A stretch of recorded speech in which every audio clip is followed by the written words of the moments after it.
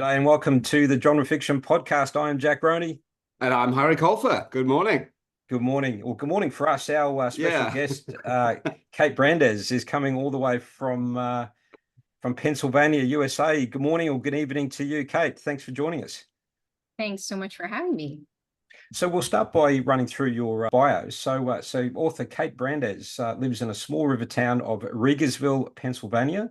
She's also worked as a geologist and environmental scientist for more than 20 years. She currently teaches geology, creative writing, and a course on landscape, culture, and story of place at Moravian University. She also co-directs the Moravian Writers Conference. Her first novel, The Promise of Pierson Orchard, was published by Wyatt-Mackenzie Publishing in 2017, and her new novel, Stone Creek, is due for release in August this year. So, Kate, welcome to the Genre Fiction Podcast. Thanks. Thank you very much. Happy to be here. Yeah, look, again, it's always great for us to talk to writer colleagues from all corners of the world. So we're starting to get a real list of international guests. So our pleasure. Hopefully, you can understand my Australian accent, and Harry's got my English accent. I'm dual citizen. Yeah. So maybe I don't know. Maybe in time your accent, Harry, will be more of a hybrid Australian / UK accent. I can see what I can do. Working on it. So if you need any interpretation, please let us know, Kate. All right, will do. So look, let's get underway and just touching on your two novels to start with. So your first, and again, I've done some snooping. So in terms of a quick sort of background as to the both books, The Promise of Pierson Orchard is about a Pennsylvania family threatened by betrayal, financial desperation, old flames, fracking. I believe fracking is the term for natural gas mining, and ultimately finding forgiveness. And then your second novel, which is due to come out, is Stone Creek. It's about 13-year-old Tilly Stone, who after living as a fugitive was left to fend for herself in remote Pennsylvania, where her infamous eco-terrorist father disappeared under mysterious circumstances. So to get us underway, we're really interested to know tell us about how your background as a geologist has led you to writing fiction stories relating to environmental issues. Sure. Yeah. Well, I guess I'll sort of start way back. When I was in school, even in high school, I knew I wanted to be a geologist, and somehow, even though I really had no background in that, and I stuck to that when I was going to college. And I think what I loved about geology was that I saw geology and sort of the interpretation of rock layers as a story, sort of a story of the earth. And I loved that, as a science, it was kind of as much about story as it was about sort of other sciencey things. And I really love nature. I've always been a nature lover. And so my career as a geologist was sort of oriented around conservation of nature, conservation of water primarily. And my career path sort of took me into environmental protection. And I served this role in many jobs where I was kind of like this interpreter, of environmental problems. So a community faced some issue and they needed to find some resolution.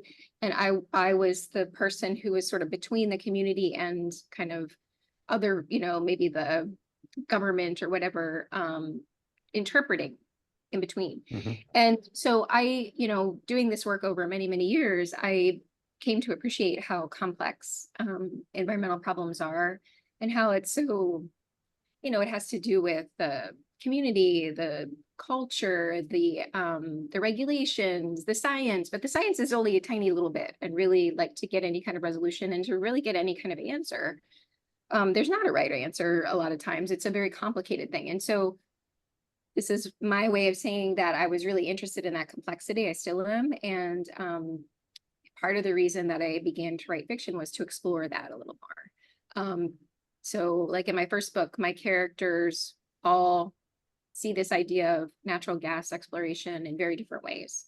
And I'm not against natural gas drilling. And that wasn't the point of my book. I'm not for it. That wasn't the point of my book. I really wanted my characters to kind of examine, have these different ways of thinking about it and really examine it, because I kind of think it's interesting. And my second book is a little bit that way. It has dam removal, which is a bit of a controversial thing, at least here in the States.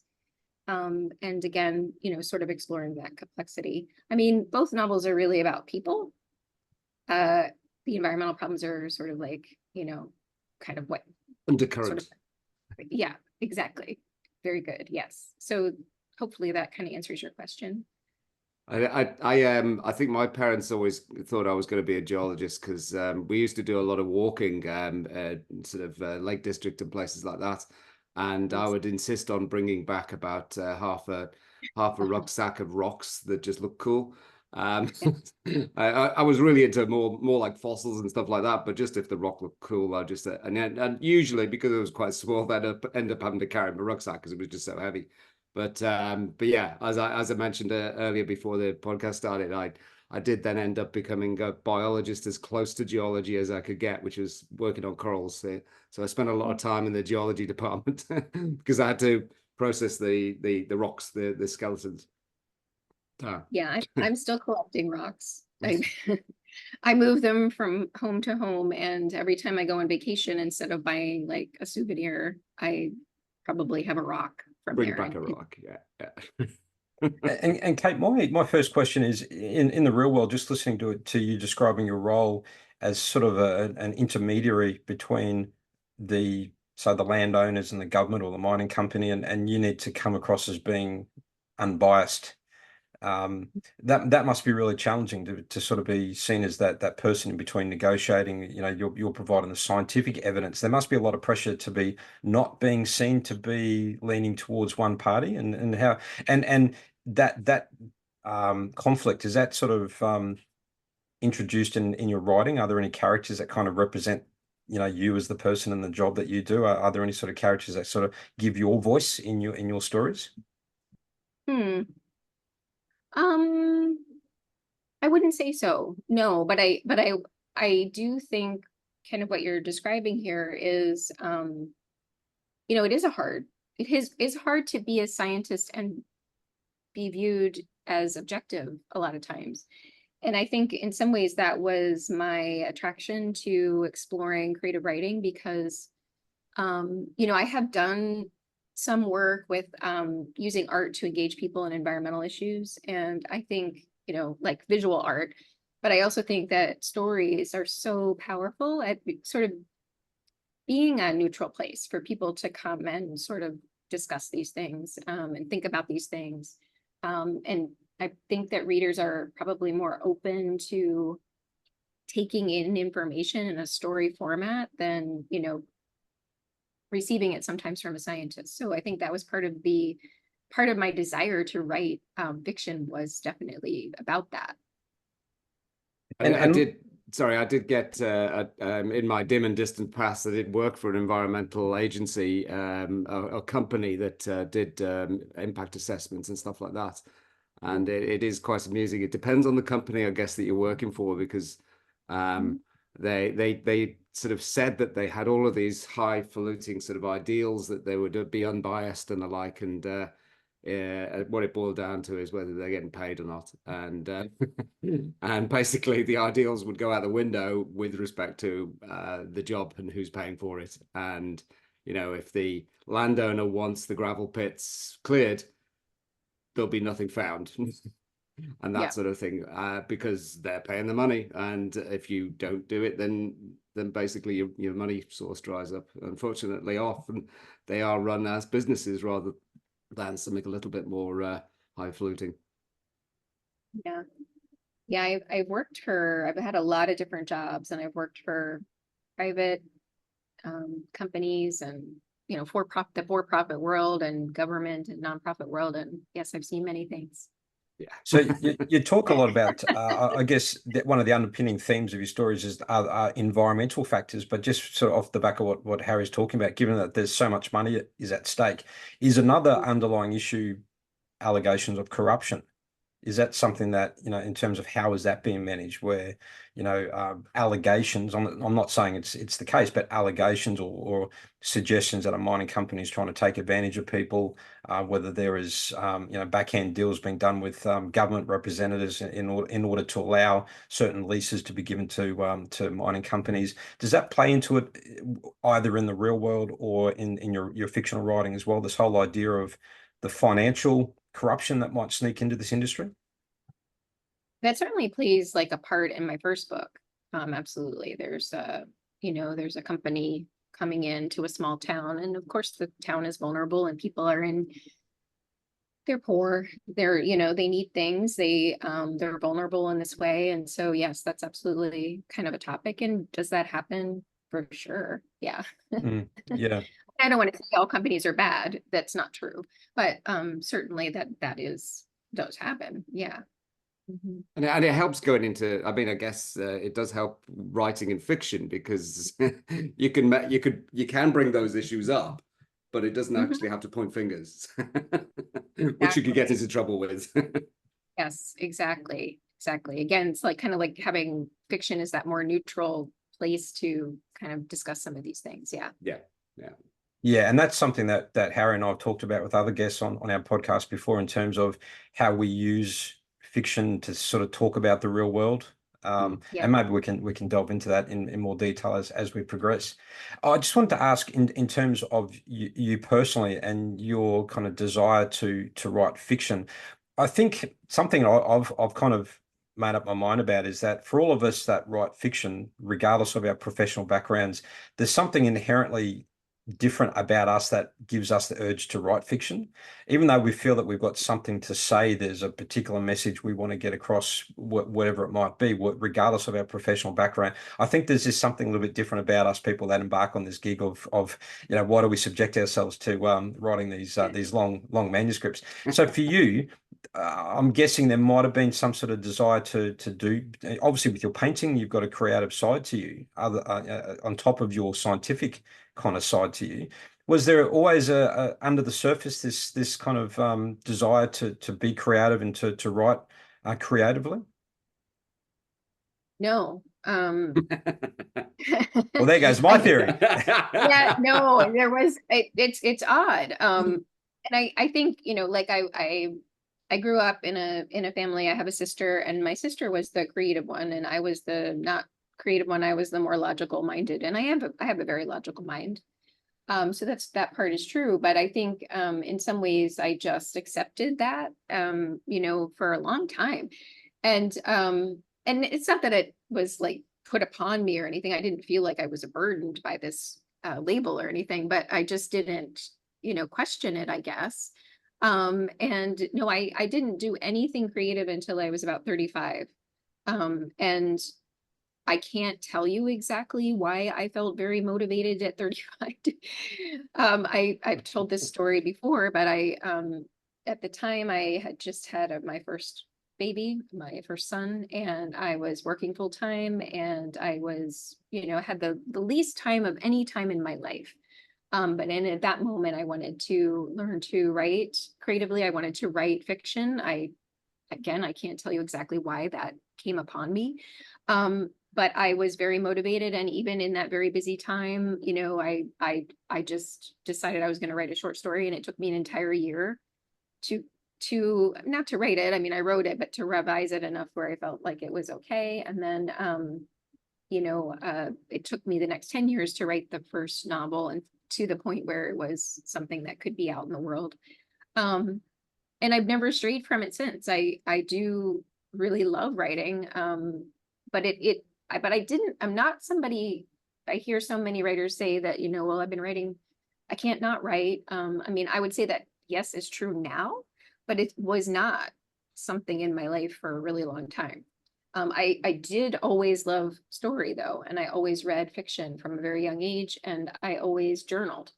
So even when I wasn't writing creatively, I always tried to, the way I understood the world was through writing. And so, I think that's connected for sure, but I was a late bloomer. for sure, in the creative sense. Yeah. I always remember my attempts at journaling or doing diaries and stuff like that is I'd end up with an empty book with just the dates or on them, and and then I'd say, oh, I'll go back to doing that. And sometimes I have this like blast of doing about 10 days and trying to remember what the hell happened in those days, and I just found it a massive chore, which is quite funny looking back now that I found that a huge chore, but now I'm choosing to spend my spare time to write. And yeah, I wasn't a natural writer. I mean, obviously, as a scientist, you end up having to do a lot of writing, and so when you have your downtime, you don't want to write because it's just more of a similar work. And I also felt for me that I never knew whether I'd be able to work to a deadline or work to get something finished and force myself to write, because I didn't think I would be able to do that. And eventually you sort of realize that you can. It's not that hard. But you just got to sit. You got to sit yourself in front of the screen and get on and do it. Yeah, it's true. Butt in the chair. Yeah. But it's always like to ask that question around, what is it that motivates people to write, and particularly fiction writing, because I think it's we're sort of sharing a part of our soul when we write fiction. We're sort of conveying a message either about ourselves or the world that as we see it. But I guess I'm kind of the same. We have spoken to people who say that it's been in their blood since they were a child, and they've always been writing. And but for a lot of us, like yourself, Kate, and probably for Harry and I, it was maybe the seed was lying dormant under the surface and just needed something to water it to make it flourish. For me, I often talk about, I started creative writing at a time in my life when I felt that I had something to say. And I was probably in my mid to late 30s as well when I first had a genuine crack at writing fiction. I look back when I was at school and high school, I was always good at English, and I always was one of the kids that was selected to read out their short story in front of the class, and I always had it in me, I guess, to do a bit of creative writing, and I won a poetry prize. But then I finished high school and joined the police academy straight out of high school, was 18, and my policing career took off, and I had no time to even think about creative writing, and to be honest, I hadn't really no desire to. But I guess it wasn't fast forward 15, nearly 20 years when I'd experienced so much in my job, particularly as a child protection detective. I had all these things in me that were just bursting. And I think for me, it was a self-coping mechanism. There's all these things I wanted to say. And that's probably what led my fingers to the keyboard to actually start typing and start making sense of all the things that were going on in my head. So I think we've all got our own story as to what is that trigger point and what prompted us to start writing. Yeah. Well, I really like how you put that you started writing when you had something to say, and maybe that I would say that was probably true for me, because maybe I had to live enough life to have something to write about. Yeah, exactly.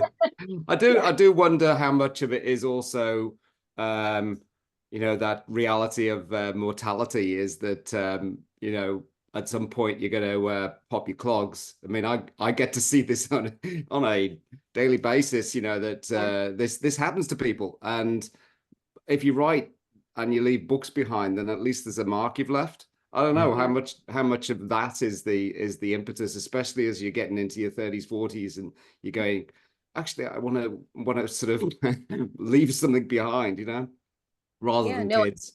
Sure. Yeah. I think that's right too. Absolutely. Yeah. Just in terms of your journey as a writer, coming from the scientific background, you released your first book in 2017. I'm assuming that you started to dabble in kind of the writer side of you, leading to your next book, which is due for release. But a bit of a gap, over what are we talking? Say 7 years between your two books. So what's your life look like since publishing your first book? Has it been a blend of the writerly Kate versus the scientific Kate? Are you feeling that you're starting to your energies are moving more down the path of writing, or are you still finding a balance between your professional career and your writing? Sort of tell us about what is the gap between your books. What did that look like?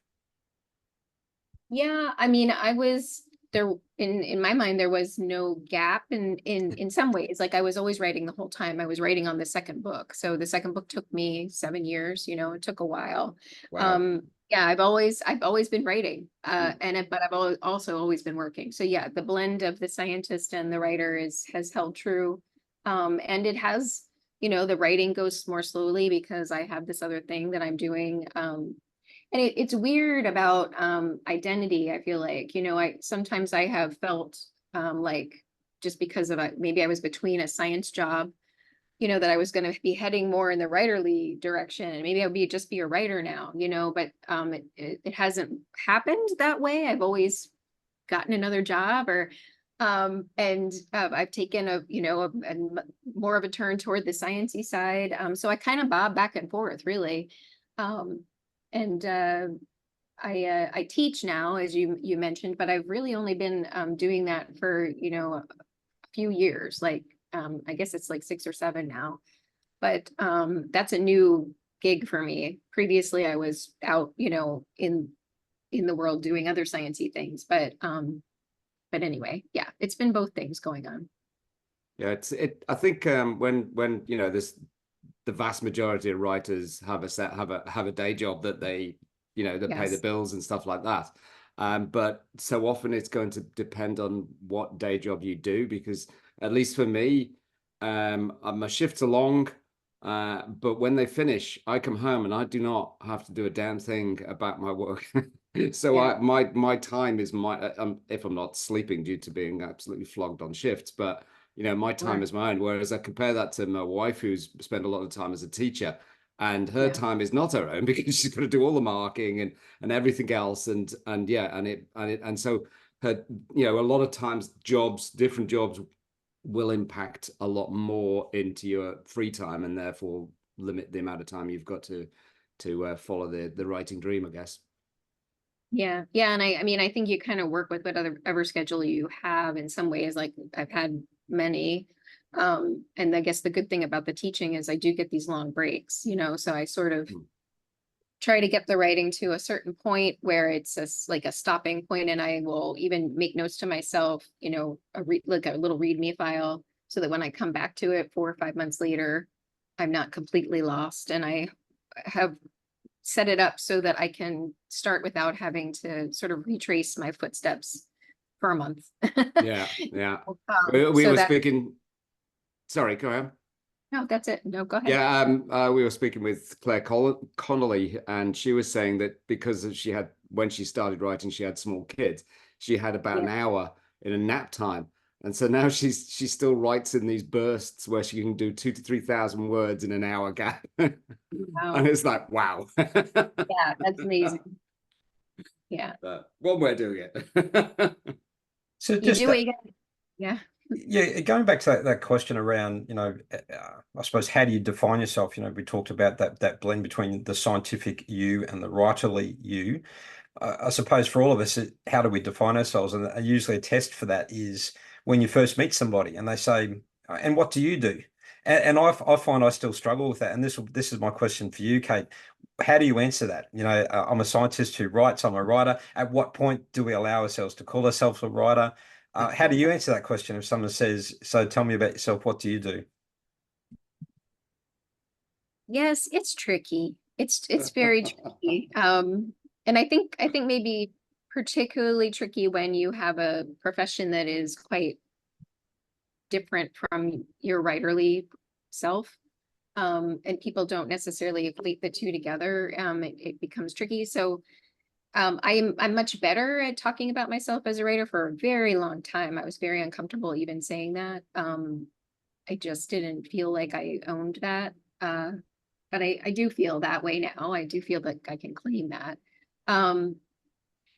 So it's odd because sometimes the context is weird. Like if I'm in my science world, many of those people have no idea that I'm a writer, and so it almost feels like a brag, maybe, if I were to like say that I'm a writer too, and I hate that. So I don't know. It's complicated. It depends on who I'm talking with. And I tend to just not speak a whole lot about what I do professionally, generally to people. Mm.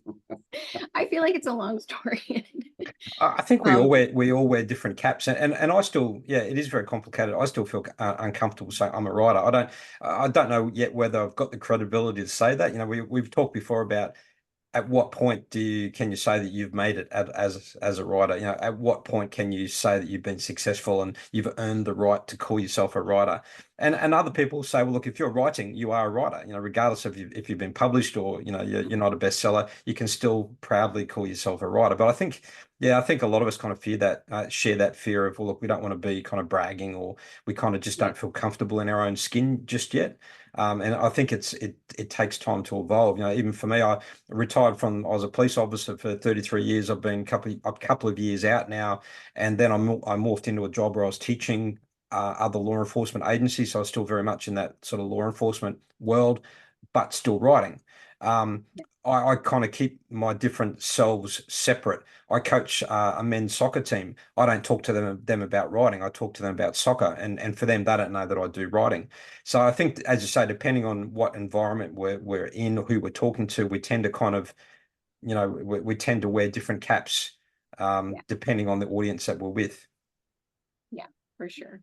But the only sort of flip side of that is that when you're self-published, then you do have to spend a lot of your time telling people you're writing because you're trying to sell them books. You know, if you've got a publisher who's doing that, that's all well and good. But if you're actually having to be the publisher yourself, you have to stay on that other hat of the marketing publishing person and sort of using the opportunities. You know, yeah, if you're a soccer, you know, if you're playing soccer, that's you know, another 10 people you can sell your books to, you know. So that's the mentality of the self-publisher, you know, is it's like any new aspect you want to try and sort of sell a few more books. But I've probably been thinking they're soccer players and they probably don't read books, or maybe they can't read. I don't know. No, I should give them more credibility than that. Can we? Sorry, Kate. I was just gonna say I'm published by a small press, so it's very much the same. Like I'm my own promoter. And it's so, you know, if you look at my social media right now, I'm a writer, you know, it's not always and it's a little uncomfortable, but this is, you know, you spend so much time writing these books and you don't, I feel I don't want to let my book down. I kind of feel that way. So yeah, you have to tell people. And do you use a publicist to get your name out and stuff like that? I did for the first time hire a publicist with this book because I just well, in part because professionally my professional network is science, right? Yeah. So I don't have a network of people to help with the writing stuff. So so yeah, I did do that. And I think that has been helpful. I mean, to some degree. Yeah.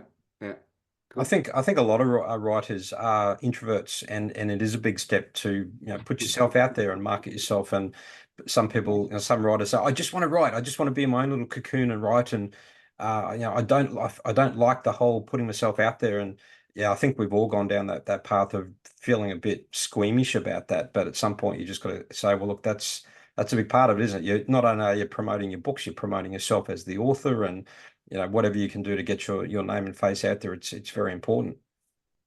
Yeah, it is for sure. And I am definitely of the introvert, would rather just sit in my home alone and write my stories. But yeah. But of course, you're right. I mean, it's part of the job. It is part of the job. And it's why we write. We want to share the story eventually. And so, you know. Can't like that world, that mark on the world if you're gonna sort of just leave them on your computer at home or something like that. It's got to get out there. Somebody's got to read it. Yeah, that's you want to share. Yeah. In the end. Now, I do have a question about how you've learnt the craft of writing fiction, you know, creative writing. You know, I guess we've all come from professional backgrounds. I did a lot of police reporting and, you know, corporate writing, far different to creative writing. And I guess we've all had to learn that through writing courses and so on. And incidentally, I saw, again, I was doing a bit of snooping, and I saw that you wrote an essay, which was entitled "How My Environmental Science Background Helped Me Find My Writing Voice." So if you can take your mind, sorry to put you on the spot there, but can you take your mind back to that article, that essay that you wrote? What do you mean by that? And what are some of the key takeaways around how your scientific professional background kind of open up the doors for your creative writing? And then how did that lead to learning the craft of writing? Well, I can't remember what the essay says, but I can try to talk about that. Well, I did learn to write on a technical level, certainly as a scientist, and I did, as we've already chatted about a little, scientists do write a lot of things. And so I did learn to write that way. I learned to communicate. I learned to logically communicate ideas, which lends itself well to fiction in some ways, because, you have to logically tell a story. But of course, when I learned, became a creative writer and got interested in that, I mean, there was so much to learn. I was not ready. I had a lot to learn, and I learned, by doing. I didn't really take courses. I don't have a degree in creative writing. I didn't take courses. I did it a lot, and I failed a lot, and I learned from failures. And I'm somebody who really enjoys a good critique, especially if it has things that here's not, what's not working. And, I know many writers just hate that, but I actually really like a good critique. Of course, you can get critiques that are not so good. And it took me a while to be able to sort of develop kind of a gut instinct for what was helpful and what wasn't. Took a long time. Yeah. I went down many rabbit holes, but it's all part of the process of learning. I feel, it's like you kind of have to figure out what works for you. And I think you have to learn to trust yourself. Like that was another thing that took me a really long time. I'm still learning that in some ways.